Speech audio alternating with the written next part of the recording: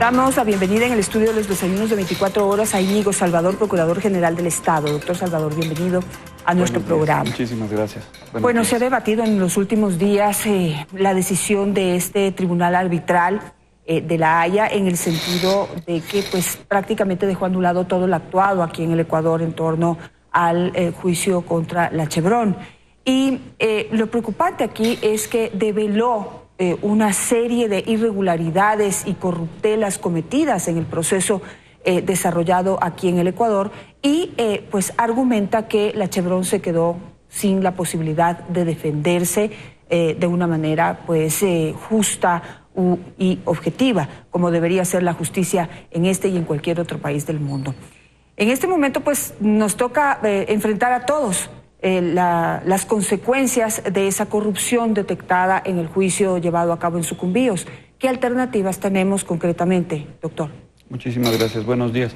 Bien, usted señala muy bien, este laudo tiene estos dos puntos importantes que son los puntos negativos principales. El uno, el que los pobladores de la Amazonía, que durante 25 años habían estado bregando por lograr de la compañía Chevron una reparación del daño ambiental causado en esa región del país, vuelven a foja cero y tendrían que comenzar nuevas acciones, lo cual sin duda es una tremenda injusticia para ellos. Estamos en conversaciones con ellos para ver la forma de, al mismo tiempo que se defienden los intereses del Estado frente al fallo de Chevron, se protege los intereses de estas poblaciones indígenas de la Amazonía. Lo importante es que nos encontramos enfrascados en un diálogo en busca de soluciones. El otro tema que usted señala es sumamente preocupante y es el hecho de que el laudo encuentra... aquí quisiera hacer una precisión. El laudo todavía no es definitivo en el sentido de que obviamente vamos a intentar las acciones que el derecho internacional nos franquea para evitar que el laudo llegue a hacerse completamente ejecutorio. La una, posiblemente un recurso de interpretación. Hay muchas partes del laudo que no son claras, que requieren algo más de elaboración por parte del tribunal. Y el otro, probablemente, y digo probablemente porque nos encontramos estudiando esa posibilidad, tendremos que agotar todos los recursos que nos da el derecho internacional, pero no quiero adelantarme a decir sí se hará si es que no hay fundamentos adecuados, es el de demandar la nulidad ante las Cortes holandesas. El fallo el laudo del Tribunal Arbitral señala justamente lo que usted dice. El Ecuador habría denegado justicia a la compañía Chevron al haber permitido que un fallo de un juez provincial de la provincia de Sucumbíos, perdón, del presidente de la Corte Provincial de Sucumbíos, que fue viciado desde el principio por corrupción, fraude, dice el laudo, no haya sido desechado por los tribunales superiores. La propia Corte Provincial, la Corte Nacional de Justicia y finalmente la Corte Constitucional. Esto, de acuerdo con el laudo, constituiría denegación de justicia y por lo tanto una violación del Tratado Bilateral para la Protección de las Inversiones. Vamos entonces poco a poco. Usted dice que una de las alternativas que tenemos es pedir una aclaración al fallo del Tribunal de La Haya. ¿Cuánto tiempo nos daría y qué podríamos hacer mientras se aclara? ¿Cuánto tiempo podría demorar eso y qué podríamos hacer mientras tanto? Los tiempos dentro del proceso arbitral son básicamente los siguientes. En este momento tenemos un plazo de 90 días en el cual van a ocurrir dos cosas.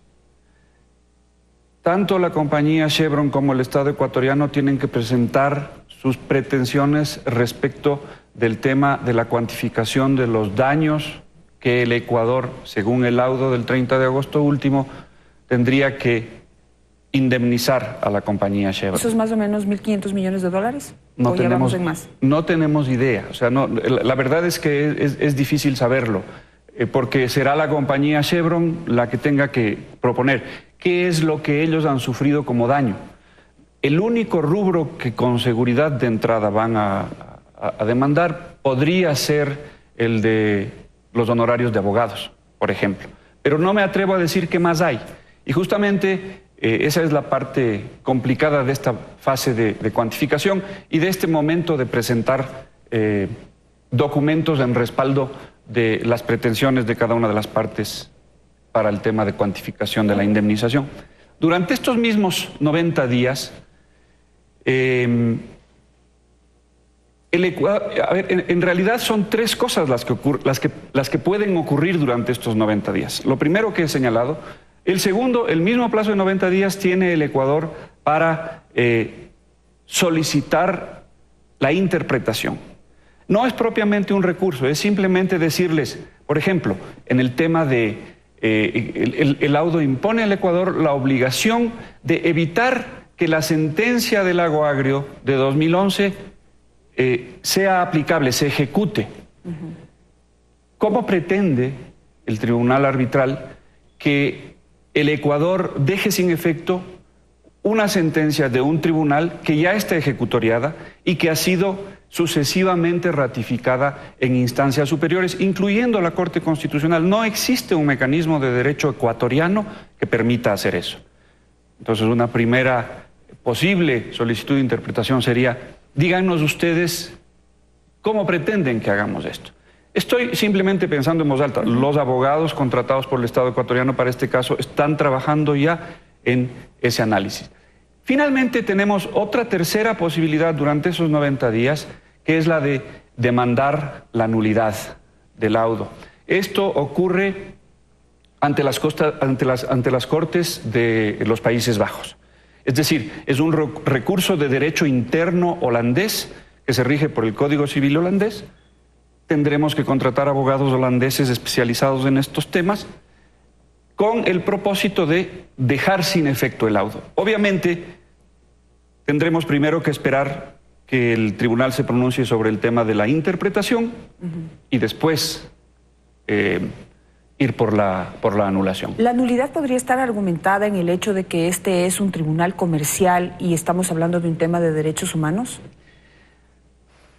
La nulidad fundamentalmente ataca el tema de la competencia del tribunal. Y uno de los argumentos podría ser eso, pero el primer argumento, el más importante, es el de que el Tratado Bilateral para la Protección de las Inversiones, ratificado pues en 1997, no estaba vigente cuando Texaco realizó su inversión en el país. Chevron en realidad no realizó ninguna inversión en el país. Chevron lo único que hizo fue comprar los derechos y acciones de la compañía Texaco cuando la compañía Texaco ya había salido del país. Entonces, eso obviamente vicia la supuesta competencia del tribunal arbitral. Por ese lado irán los argumentos. ¿Cómo justificar ante un tribunal internacional y ante la imagen del mundo el hecho de que durante este proceso, sea procedente o no, que eso se dilucidará después, se comprobó la corrupción en la que se incurrió durante este proceso en Sucumbíos, que fue ratificado en distintas instancias? Pero las distintas instancias judiciales dejaron de lado, hicieron caso omiso, se lo pasaron por el forro, como dicen por ahí, el tema de que fueron unos corruptos. Y esto está comprobado en distintas también formas. Esta empresa internacional lo comprobó. El hecho de que, por ejemplo, dice el Tribunal Internacional: la evidencia presentada en este arbitraje de la redacción oculta de la sentencia ecuatoriana por los propios actores. Y aquí ya conocemos que actúan así, porque hay un precedente que es el famoso Chucky 7. Es decir, que las sentencias no siempre se escriben donde tienen que escribirse, sino que hay alguien que les da escribiendo a los jueces, y para que reciban esa sentencia ya escrita, reciben mucho dinero. Y de esto se comprobó y es una vergüenza. Y yo quiero saber con qué cara vamos a ir a justificar esto. Bien, yo debo decir ahí que durante el proceso arbitral, las pruebas en relación a este hecho fueron apreciadas de diferente manera por el tribunal. Quiero decir, a diferentes pruebas se les dio diferente peso. El peso principal que el tribunal atribuyó a la prueba se la dio al testimonio del ex juez Guerra, de quien sí se comprobó abiertamente, por confesión de la propia Chevron, que había recibido dineros para dar su testimonio de que el juez Zambrano, el que dictó el fallo, había sido cohechado. Y no dio peso a la prueba pericial que presentó el Ecuador, que demostraba que los únicos sitios donde había el texto de la sentencia eran las 2 computadoras del juez Zambrano. Es verdad, y esto hay que admitirlo, que en otras acciones, como la famosa acción RICO en Estados Unidos, ya se había comprobado también el tema del fraude en la redacción de la sentencia. Usted dice muy bien, Janet, es penoso, no es nuevo para los ecuatorianos que nuestro sistema judicial padece de serias falencias, por decirlo menos.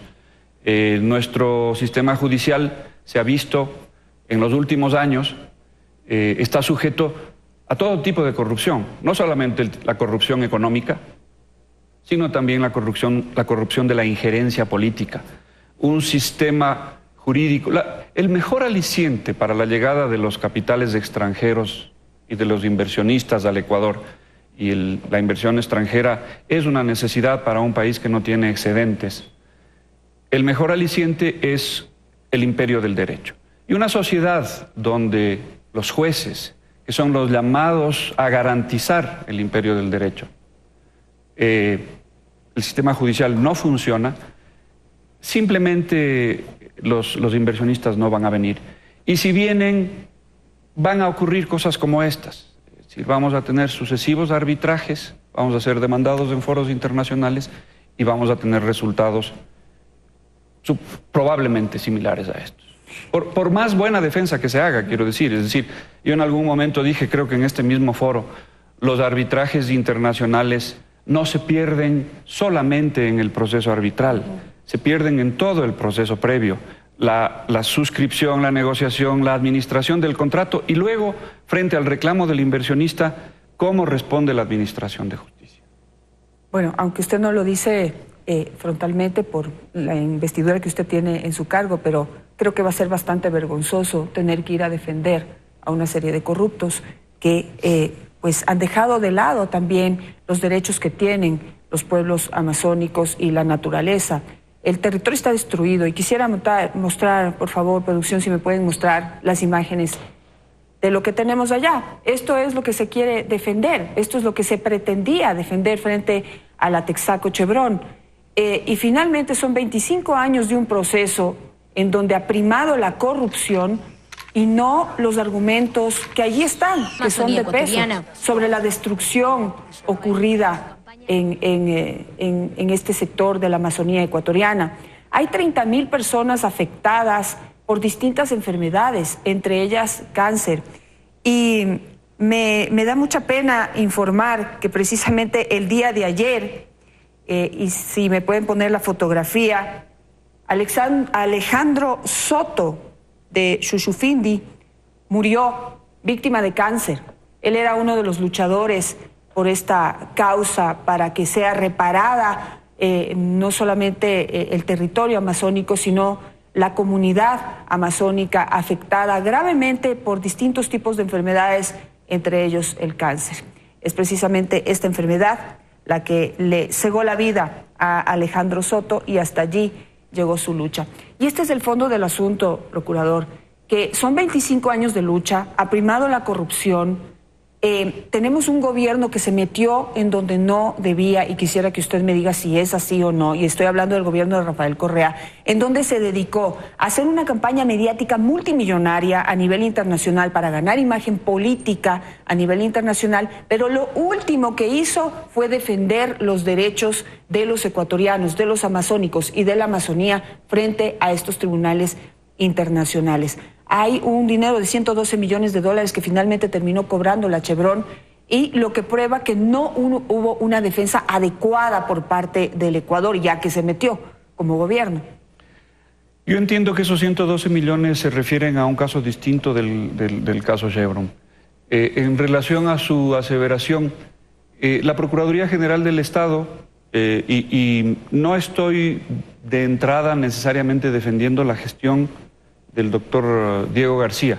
Creo que deben haber habido algunos errores en la defensa, pero yo creo que en general los estudios jurídicos contratados para este proceso hicieron su trabajo.